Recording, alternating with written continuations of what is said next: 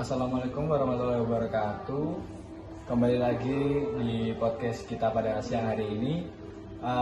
Di sini kita akan membawakan tema tentang bencana alam yang sedang terjadi di Sumatera. Saya Rangga Zakran Revan sebagai moderator yang akan memandu acara pada siang hari ini. Dan berikut ada Amrozi Soleh sebagai host di sini, dan di sana ada Retno Febrianti sebagai CEO, dan di sini ada Haura Labibah sebagai narasumber. Oke, kita akan mulai saja podcast pada hari ini. Kita serahkan kepada host.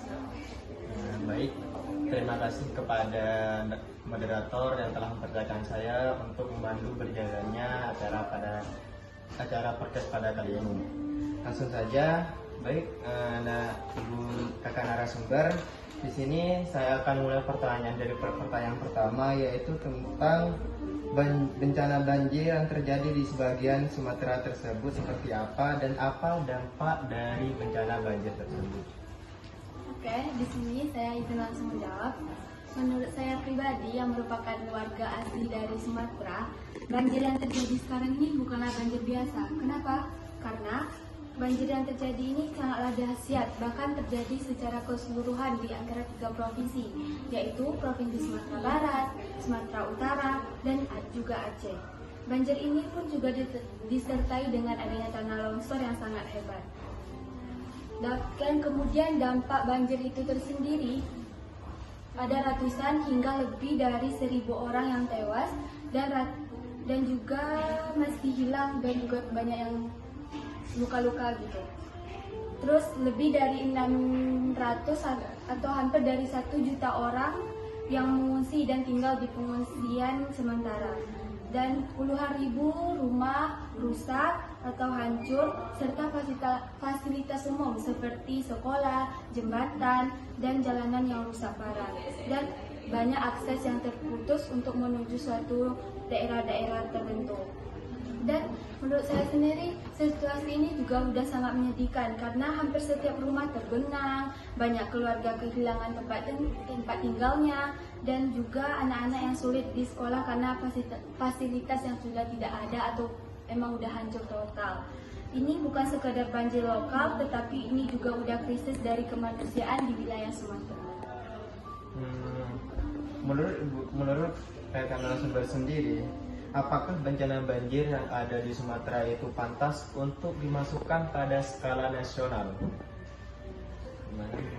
Kalau menurut saya pribadi, banjir ini udah layak atau udah pantas disebut skala nasional karena dampaknya tidak sedikit dan juga menyebar di berbagai provinsi, tidak di satu provinsi aja, kayak Aceh, Sumatera Barat, dan juga Sumatera Utara.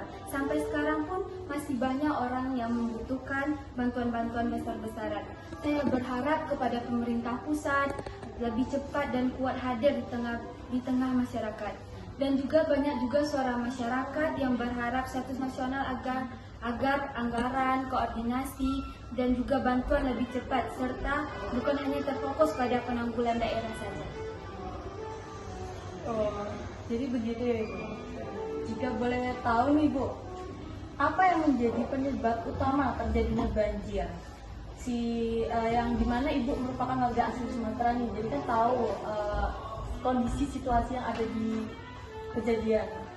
Oke, penyebab banjir yang ada di Sumatera ini tidak hanya karena hujan deras, tetapi dipengaruhi oleh beberapa faktor. Misalkan kayak cuaca yang terjadi di Sumatera itu tidak biasa. Belakangan ini wilayah Sumatera itu memang menerima curah hujan sangat tinggi yang dipicu oleh siklon tropis yang memperkuat pola longsor. Ini membuat sungai-sungai meluap secara cepat. Dan juga penyebab banjir yang ada di Sumatera ini karena kerusakan lingkungan dan pengolahan lahannya. Banyak daerah hulu sungai mengalami deforestasi dan juga pembukaan lahan untuk pertanian, perkebunan, dan juga izin tambang tanpa pengolahan yang baik. Hal ini mengurangi daya serap dan juga tanah bisa membuat sungai dan mempercepat banjir bandang. Dan banjir itu bukan hanya sekedar hal yang alam memberi tanda lewat cuaca ekstrim, tapi bagaimana kita merusak hutan dan sungai juga mempereras semuanya. Berarti yang terjadi di Sumatera itu benar-benar kayak parah banget. Ya, tapi di Sumatera itu yang lebih parah tuh di daerah Aceh, terkhususnya perbatasan antara Sumatera Utara dan juga Aceh itu sendiri. Yang mana kemarin aja masih ditemukan, baru ditemukan seorang anak yang tertimpa oleh batu-batu di tengah-tengah perumahan yang sudah runtuh, roboh. Itu baru anaknya baru ditemukan dan baru dievakuasi dan dinyatakan meninggal. Dan juga kemarin ada berita bahwasanya ada satu jembatan yang putus, jadi kayak betul-betul hancur total. Jadi kita kayak influencer yang ada di sana kayak masih belum bisa untuk menuju daerah sana. Kenapa? Karena biaya untuk menuju daerah sana aja untuk satu orang aja itu udah 60.000.